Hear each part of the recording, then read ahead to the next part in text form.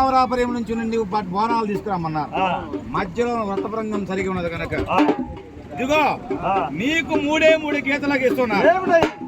ఈ యొక్క గీతను చూసావా? ఈ యొక్క పెద్ద కుమారుడైనటువంటి కాటకొడేశ్వర పాదమన అన్నదట. పెద్ద కుమారుడు నాకు అవసరం లేదు కదా, ఎవరికి అవసరం? తండ్రికి అవసరం అని చెప్పి ఆ తొలుత గీత కూడా దాటింది. రెండవ గీత కాడికి వచ్చింది. రెండవ గీత కాడికి వచ్చేసి చిట్కాలతో పాదమనాన్ని గీత గీసింది. అది కూడా దాటింది.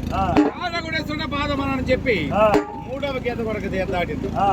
నాలుగో గీత వచ్చేసరికి తండ్రికి మిత్రుడు, తల్లికి శత్రువైనటువంటి భార్గవ పరశురాముడు పాదమని అనగానే ఎత్తిన పాదం అలాగే నిలబడి 7 గడియల సేపు ఒంటి కాల మీద నిలబడి ఉన్నట్టు మహాతల్లి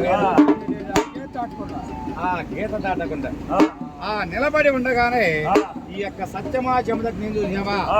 ఆమె యొక్క కన్న కుమారుడు 4 కుమారులను తీశాడు. కాటకొడేశ్వర